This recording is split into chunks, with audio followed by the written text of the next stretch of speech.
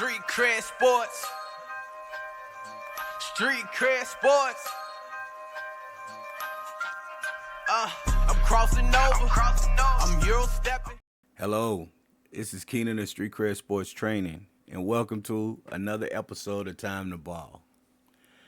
Okay, this is episode 6-9. Yeah, I'm not going to say it. I'm not going to say it. I don't want nobody getting mad at me. You know what kind of filth that dude is talking about on there? So I'm just going to say 6-9. So you like how I pause in between? So I'm chugging along. I had a guest who was supposed to do a Zoom meeting, but you know, like with a lot of this stuff, sometimes people's schedule and stuff conflicts, things come up. So I never take it personal. If somebody's wanting to be on the show but they can't, we'll just try to reconvene. You know, maybe I should start charging people a cancellation fee. Yo, if you cancel with me, you gotta pay me five stacks. No, I'm not doing that. So I'll reconvene with them, and you know, we'll try to get on at another time. So this is gonna kind of be a really short episode because you know, I was gonna fill some of the time with the guests. But let me start with things that interest me. So let me go into my final thoughts. This is my finals. I'm sorry, not final thought. Finals thoughts for the NBA Finals. It starts this week. Got Boston Celtics with Dallas Mavericks. Mavericks are hot. Boston, you know, in everybody's eyes, hadn't really had to play anybody. As I've stated before, even if all of these other teams were healthy at full strength and everybody was at full strength, who's beaten Boston this season? They've had the best record. They've been dominant all year. So, you know, without any injuries, I don't see any of those teams. The Phillies, the New York, the Knicks, the Miamis, the Milwaukee's. I don't see anybody beating them. You know, that's just, like I said, it's my opinion. Numbers kind of really hash that out. But now they're playing the Mavericks. I feel strongly that Boston's going to win. I've said it all along. I'm not going to, you know, now because of this and this. I just feel like they're the better team, and they create different matchups for opponents that it's hard to deal with. And then defensively, they can switch 1 through 5. My key to it is, you know, you say, oh, you can't stop Luka, you can't stop Kyrie. You know, they're going to score their points. They have the ball so much. They have the ability to shoot as much as they do. Of course, they're volume shooters. They're going to score, you know, 25, 30 points. But my thought is with great offensive players, you make them play defense. And I think this matchup is going to be bad for the Mavericks with Boston making, you know, Luka and Kyrie switch to, you know, somebody who can take them off dribble and shoot, because everybody with the exception of maybe Horford, almost like they're starting 5 with Porzingis, everybody can get their shot. They can create their own shot. Dallas didn't have to worry about that with Minnesota. You had a whole bunch of guys who couldn't get their shot. Dallas didn't have to worry about that against OKC. You didn't have to worry about that against the Clippers. So what I'm saying is, when you play a team where every single person can shoot the 3, every single person in that starting 5 can get his own shot, that's a problem. Now those bigs can't rim protect like they want because, you know, you gotta stay at home. They'll figure out ways to kind of shade, and it's gonna be like, you know, hey, look, you know, weak side help. You got to get there. You got to be here when they swing the ball and stuff. But when you're running out, the ball moves faster than you run. So when that ball is swinging, you're closing out faster than what you want. You're going to give up driving lanes. So I'm interested to see how Boston tries to make Luka and Kyrie play defense. Because I've said all along, like, Kyrie plays. He does try to play. He looks a lot better defensively than what he's looked in the past. I'm not saying he was a horrible defender. It just seems like, he plays, but he he wasn't committed like passionately about playing defense, but he wanted to play. Luka just kind of like, goes through the motions in a sense. He's playing. I'm not saying he's just not doing anything, but to me he's a weak link. Those two are kind of, weak links on the defensive end. When I say weak links, I don't mean they don't play defense. I just mean that they're not the strongest link in that defensive on the defensive end. So you can, create those matchups. Now, if Boston can't, create those matchups and make Luka and Kyrie play defense, they're gonna have a hard time because the Mavs are clicking. Everybody knows their job, their responsibility, and they do it well. So it will be I think this is gonna be a really good finals. I all along, my three teams that I thought would make it West would be, I thought it would be either Denver, and then Minnesota or the Mavericks. The Mavericks were the team that I thought, if they matched up against Denver, they could beat Denver because they've played them well. So we're going to see, because Boston's a different type of team. They've taken the pace and space thing to a different level with everybody being able to shoot. You can't name me one team in the NBA that has all five starters that can get you 20 easy. If it's their night, at any given night, they can give you 20. You got two guys that could probably get you 40, and they can all shoot threes. Not every now and then, but they are consistent 3-point shooters. There's no team in the NBA like that, and that's why I feel it's going to be something. Okay, so let me get to my next thing. All right, this whole Caitlin Clark thing, I really feel is out of control. Now, I mentioned I had an issue, and I've had an issue, and it wasn't with. Actually, I actually posted it. It was a foul again against was it Minnesota Lynx and Connecticut Sun, I believe they were playing. And it was a hard foul. It wasn't intentional. It's just the way she went for the block, and she actually hit the girl in the head, and it should have been a flagrant. Not intentional, excessive contact, because now everything's about the head. We want to protect people from getting the head. Not saying it was a dirty play, not saying it was intentional. Under other circumstances, it's probably a common foul. But the way the game is called today, it should have been a flagrant one. Well, they didn't give a flagrant one, and I've questioned how the referees are reffing. And then you hear, when you watch WNBA games, on the female side, they're not as athletic when it comes to the bigs. The guards are a little quicker footed, but you have a lot of physical fouls. You have a lot of physical play. I'm all for that. I understand that. You're going to have physical play. But some of those fouls are unfortunate, and they should be called flagrant. That one wasn't called. I was shocked that it wasn't called. But in any case, it wasn't called. Caitlin Clark gets hip checked in over the weekend, and was Cheney Carter, I believe was her name. It was a blatant foul. It was off the ball. She runs into it. I'm sure you've seen everything. So she gets fouled, and she falls, and I want to say they gave her a technical, but then it ended up being upgraded to a flagrant because it was excessive contact, wasn't play on the ball or anything like that. So they upgraded to a flagrant. Now all of this stuff is coming out. Why are they doing this? Why are they? I'm going to try to stay away from one area because I don't like to get into that. But, there was this, pro Caitlyn fan group like, hey, well, this person should be kicked out, and that's not a part of the game. So you got all these new eyes on the WNBA.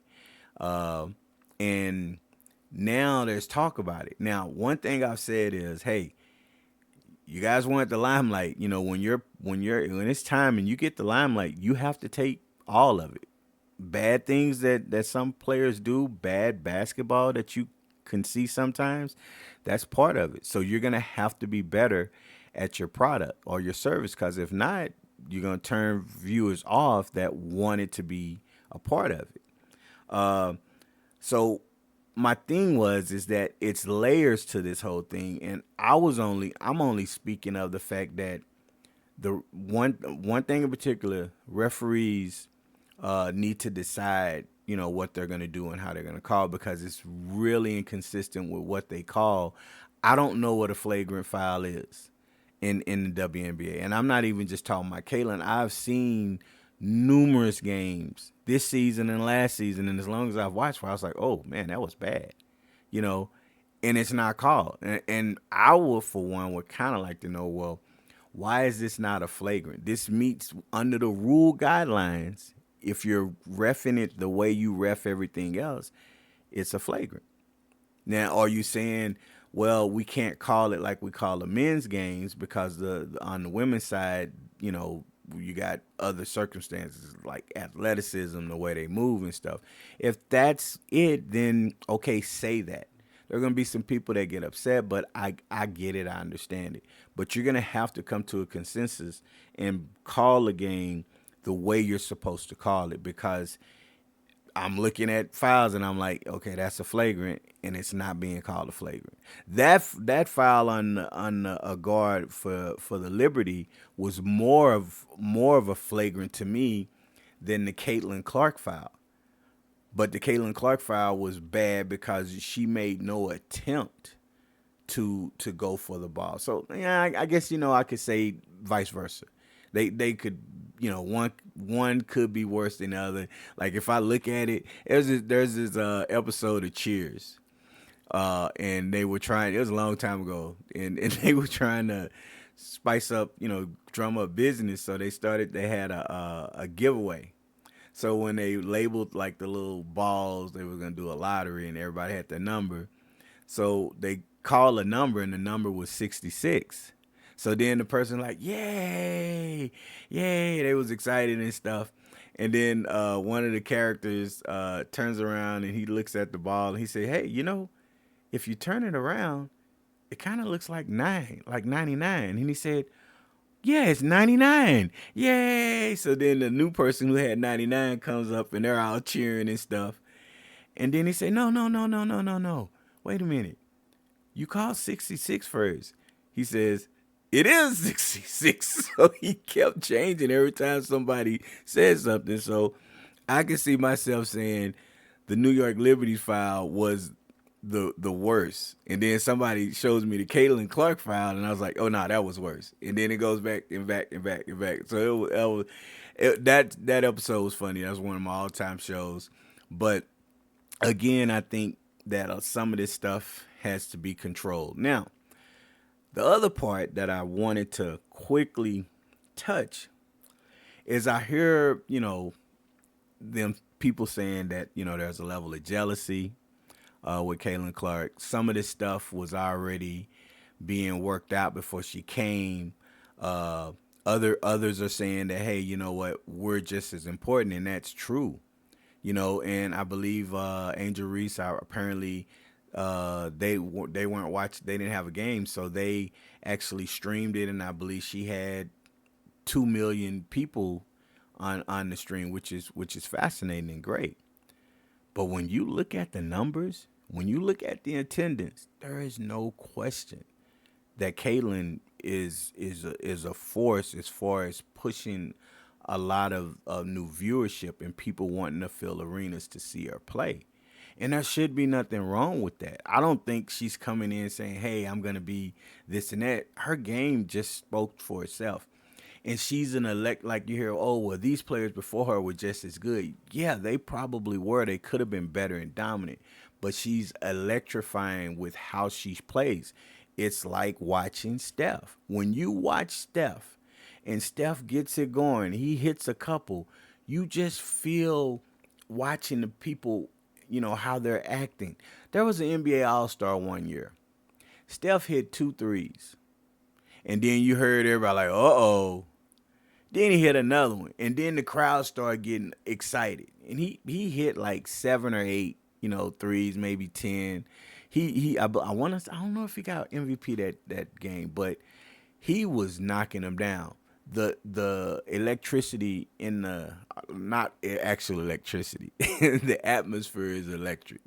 People start getting really excited.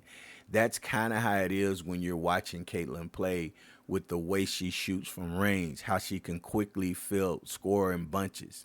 So I get that it's something that people want to see with the way the game is played. I wouldn't say she's the most dominant, or maybe the best. I'm saying she's the most, you know, uh, electrifying player when it comes to knowing that she can score in bunches. Now, I will say this, and it was finally brought up by Rebecca Lobo. They playing her different. Every game she plays, they're guarding her like it's a game 7 of the finals of the WNBA finals. There was one video of, I can't remember who it was, but lady was she's shooting a free throw. Caitlin Clark's on defense. She was on the 3-point line, so the lady shooting the free throw. When she makes her first free throw, she immediately runs over there to defend Caitlin Clark. But she didn't realize that she had made one, so she had another free throw to shoot. And then Caitlin kind of looked at her, and everybody was kind of looking around like, yeah, you see how locked in everybody is, because they don't want her to get going. And I love that competitiveness. I love the fact that, hey, you know what? I'm going at you. But you gotta also appreciate, hey, look, you hear Charles Barkley say it all the time. He thanks Magic and Larry and Michael because you knew they were the reasons for the league ascending to where it did. Caitlin Clark is going to be one of the first, I would say, that ascends. I love Angel Reese. I love her game. But I'm not really tuning in to see Angel Reese rebound, score on a low block. She's not exciting in that aspect. Now, look, I'm going to watch. But if you say, okay, I got the Fever playing and the Sky playing, I'm probably going to tune into the Fever for a little while to see, what Caitlin is doing, just because of the way she shoot the rock. That's it. That's just my preference. You don't have to agree with it, but that's just the way I'm looking at it, right? So I think people should be a little bit more appreciative and go at her, competitively, but all the little extra stuff, and the media is taking hold, so it's just turned into another thing that it shouldn't. But yeah, the refs need to be, the only thing I would say is the refs need to be consistent with how they're calling the league. Okay, and Caitlin needs to stop whining. She does have a whining problem where her facial expression and stuff is one thing, but she's fresh out of college, so a lot of them aren't as strong as they need to be. I figure by the end of the season, she'll probably be a lot stronger than what she is now, and then going forward, she won't get bumped and pushed around as much. But I think she's going to be fine. Okay, so let me go into my basketball ideology. At first I wasn't going to do anything, but then I thought, you know what, there is something that I could do film breakdown on. How do the things I teach translate in games? And there, like I said, there's always more than one reason that a team wins or loses, okay? Here's the one thing I wanted to point out. I was watching the Storm versus Mercury. Seattle Storm and Phoenix Mercury. Now, the game within the game was Diana Taurasi and Skylar Diggs. Okay, she has another name in there, but I'll just say Skylar Diggins. All right, so Skylar Diggins and Diana Taurasi played together last year. Well, they got into a really heated, altercation on the bench during the game, and obviously Skylar moves on to Seattle. So you want to see that because you're trying to see if there's bad blood and they're going to go at it competitively. I'm not saying I want to see them fight. I just want to see them go at each other. All right. Well, the shot selection between them two was kind of off a lot of times with the shots that they were taking. And in the game as a whole, there were a ton of shots that were taken that probably shouldn't have been taken. You're watching, it's like, why are you taking that shot? And it sometimes seems like, there's not as much trust in the system, and you're watching. So like I'll say it like this. I mean, I've watched quite a bit of the games, and when you're watching sports, there's usually a hierarchy in any sports. You have this in basketball. I'll just stick to basketball. This is your best player. You want your best player to touch the ball almost every time you go down. You want your offense to run through your best player, whether your best player is going to be taking the shot or distributing, or whether your best player is going to get the ball on the post and, do the same thing. When I watched this game, to me, I didn't feel a flow as to, hey, this person is their best player. This person, that's where the offense runs. Now, Diana Taurasi is in her 20-something year or something like that. She's been playing for a long time. And there are times where it looks like she's just out there to be out there. The way she was moving, she'll go to the corner. Last year, she was really going hard in a lot of games. And maybe it's just, they're trying to do some different things. Maybe they're trying to figure out something with the system. I'm not sure. I'm just going on what my eyes were telling me as I was watching the game. There was, pick and rolls and stuff. But to what I'm saying, the shot selection was weird. It was lots of shots that were taken that probably shouldn't have been taken. Now, I always teach good shots. So, like, if if we're working on an offensive set, I'm always going to say, hey, when that ball swings here, this is where everybody should be offensively and defensively. You should get this shot right here.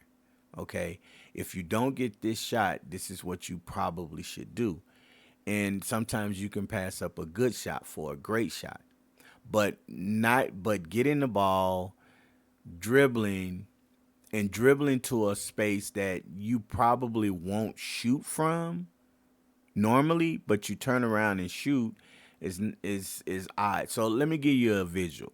There was one play where one WNBA players for the Mercury, and forgive me, when I was watching this, I wasn't like keying in on who it was. I was just watching the game, and I'm going to get better at knowing a lot of these lovely young ladies who play WNBA, their names. I'm trying to make sure I learn their names. But she was dribbling from the top of the right wing. She dribbles up, so she's dribbling away, but she's dribbling up towards the top of the key, and then she takes a contested three. And it's almost like she's going backwards. And when she goes up, that's a bad shot to me. I'm not saying you can't take that shot, but the way her movement was going, it was going away from the basket. So it's not a fadeaway, but it feels like a fadeaway. Okay, so now, could she have gotten up to the top, maybe cross back over to set her feet? Yeah, absolutely. Create maybe a step back or something? Absolutely, because now it feels like, she's a little bit more unbalanced. And the thing is it wasn't like, okay, 3, 2, 1, oh, I got to shoot. There was still about 12 to 13 seconds left on that shot clock. So shot selection is big. You have to make sure that, you get used to taking shots. And in an offense, you should know where your shots are. Obviously, defenses can disrupt offenses to where you can, sometimes not get the shot that you're trying to get in that option, first option, second option, those things. But if you work on different counters and you work on different ways to get your shots, you should be able to figure out a way to get a good quality shot. So that's all I will say for that. I will do better when it comes to names. Although when I'm watching NBA, sometimes I don't remember all of the names as well. So, all right, now, here's a question I have. Should we create a system for coaching? All right, so should we create a system for coaching? And I'm talking about on the youth. Now, why am I saying that? I'm saying it because, we need to make sure that our kids are in capable hands with people who are coaching um, our youth on the boys and girls side from pre-K up to high school. I'm really talking, actually, I'm talking both AAU, travel, city, local, whatever. Should we have a system? Should we have some system to where, in order to create a team, you have to go, and the only thing, actually, the thing I would hate about it is if the system was created, now if you're going to coach, you have to go down and pay a fee to start your own team. No, there are plenty of ways to do it, where you could just, you're not paying a fee. You just need to, register or something. Uh, and I'm not saying necessarily a background check. Obviously, you want that to make sure you don't have somebody that shouldn't be teaching kids, right? But reason I'm saying this is because I have so many parents. When I have new kids that I've been training for a while, and they often talk about how they had to move on from a team because the coach was very disparaging, or the coach didn't do any type of drill work with the kids, or the coach only seemed to want to coach the team because his son or daughter or her son or daughter was on the team, and it's all about them. And parents invest money and time, and then you find out that kids are on teams and they're not developing, they're not getting any better, and then you get these weird statements from coaches. You have parents coaches, you have people, military coaches that are military people who are in the military coaching now, and they're coaching the youth. And I applaud any and every person who decides, hey, I'm going to coach, I'm going to try to help the youth. I want to give back to the community and stuff. But I truly feel if you're going to coach, you really should know what you're doing. You should understand how to deal with kids when it comes to stuff, and don't let your ego or your personal feelings cloud how you coach. Not every kid's the same. Kids today are not the same way they were back when my generation was coming up. You can't get on kids that way. Now, you can get on them in a sense that you're, pushing them. But the reality is if a kid is just not wanting to put in the work, then you could just say, look, I don't know if this is right. That's what I do with my training. I just say, look, I don't think you really want to do training. So you know what? Why don't you guys, save your money? And if at some point you figure it out and you decide you want it, then contact us. Or maybe it's something about the training here with us. I don't get that sentiment. I've had parents who have left because they didn't want to be accountable. Meaning, like if my cancellation fees or something, and that's a whole other story. But we have to be accountable. As a trainer, I'm accountable for my actions and what I do. The kids, we want the kids to be accountable. We want the parents to be accountable. We need the coaches to be accountable. If we have coaches out here who are coaching and they don't know anything about sports and all they do is yell because that's kind of who their character is, you're not helping. You're making worse. I've heard some really bad stories within the last 3 weeks.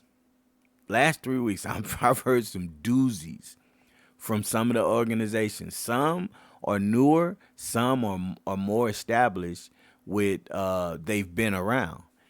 And the stories I hear are just kind of like, really? Now, obviously, yeah, okay. Yeah, okay, there are two sides to every story. But usually, if you have a team that has a bad track record, you tend to hear it more in and more out. You start to hear different people tell you the same story about the same team. I have a couple that I don't recommend my kids go to because it's not what is perceived. I'm not gonna say the name of the team because I don't want to be like. And I tell parents, look, it's got to work some kind of way because there are some kids who stay there, but the mark of a good team is a team that, if you look throughout the years, you probably have the same kids that have played on that team from the time they formed it to whatever their conclusion is. You don't tend to have a lot of turnover. If you have a lot of turnover in those teams, then you kind of can see that, there's a reason why people are leaving. If I had a high turnover where everybody was leaving after one or two workouts, I need to figure out what that reason is. What is it that I'm not doing, or what is it that what of our trainers aren't doing to try to fix it? But it doesn't seem to be that way. So the yelling, the disparaging of kids, sometimes that shit don't help. It doesn't help, and it doesn't make you look good as far as in the eyes of people. It just makes you look bad, and some people won't tell you. They rather just take their kid elsewhere. But I think if we had more of a system where we had to, some kind of test, maybe obviously you have to do some kind of background check for obvious reasons. But if there was some kind of test, and then you had all these other requirements, make sure that these people who are wanting to coach really understands it's not just a show up type thing. You gotta do a little bit more work, to get where you want. And if a coach decides, hey man, I'm putting in a lot of time, I'm gonna create a fee that you have to pay a month or what have you, and part of this is gonna go to me for my time. I am all for that. Some people say, well, why are you charging? Well, I'm charging because I'm putting in the time to try to get your child better, giving your child opportunity. So I get all of that, but these some of this stuff is. I mean, it's already gotten bad. It just seems to not be improving.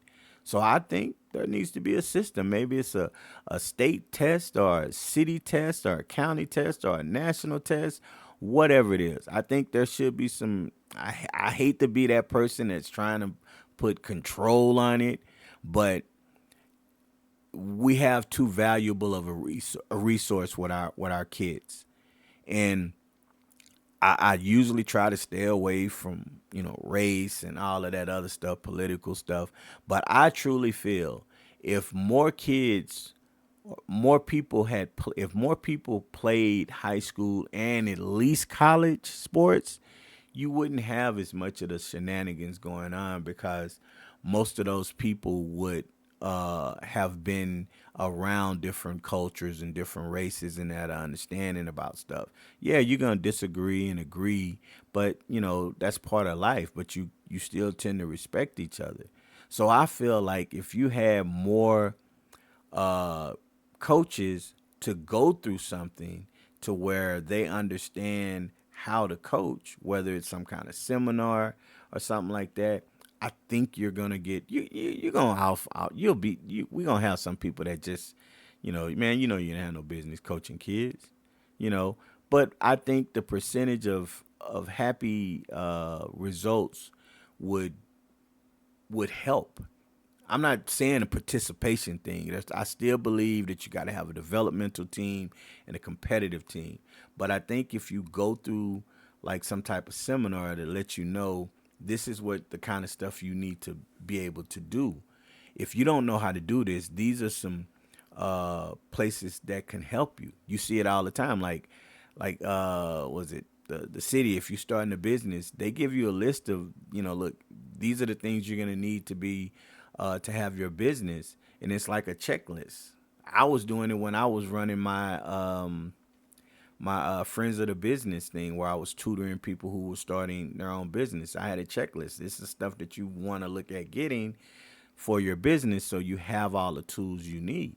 I think you should be the same for coaches. I don't think a league should allow a team coming in unless they've met some criteria. Now I know why a lot of these leagues do it, but I think if you want to run a quality uh thing, you put these things in place. Let me just put it like this: if I ever decided that I was gonna start or do my own thing, you best believe I'm not letting just anybody come in there. I'm not. Because I understand dealing with kids all my life as far as working for the rec center, working for juvenile probation, and doing this. Kids need structure. They want structure. And you put down guidelines that, hey, no, you don't have to abide by these guidelines. You just won't be part of this organization. You put that out there, they'll do what they're supposed to do, or they'll go somewhere else and maybe they have a good experience. More times than not, they're not. So that's kind of how I feel about that. I'm gonna go ahead and end it. Actually, not too long. So I'm gonna go ahead and end it. I appreciate y'all tuning in. Of course, I'm gonna try to, the search for the elusive guest. I feel like Jacques Cousteau, the elusive guest. It is a creature that states that they want to be on the program, but they don't always show up. I'm just having fun. I'm not mad at anybody for real. I'm just having fun. That Jacques Cousteau, I used to love him when I was a kid because he made you want to get in the water. And I'm not getting in the water, but he made you want to get in the water. The elusive humpback whale. There are only 30 in existence. We will be trying to track one. It's like, oh, like Jacques Cousteau could have been a DJ in the club the way his voice is. All right, so I'm going to end it there. Please like, subscribe, follow, comment. Let me know what you thought about, what I was talking about. Create dialogue. Look, I'll tell you right now, I'm definitely not right on everything. Some things I feel like I'm right about because I try to think about it.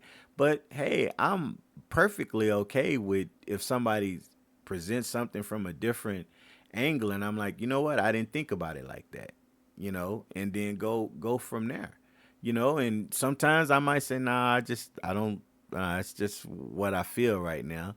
It's okay to disagree and still be cool. If you disagree, it doesn't mean, yo, man, we disagree. I'll never talk to you again. Okay. You're not my mom anymore. You're not a family member. We're not blood related no more because we don't agree. Everybody's going to be different. So let's just try to get, past some of the shenanigans, talk to each other and figure things out. You will really understand sometimes. You look back and step outside of yourself and look at the conversation from a different angle. A lot of times you're going to find out, man, I can't believe we was, tripping on this. We arguing on this. We were both wrong. So with that, I'm going to leave like I always do.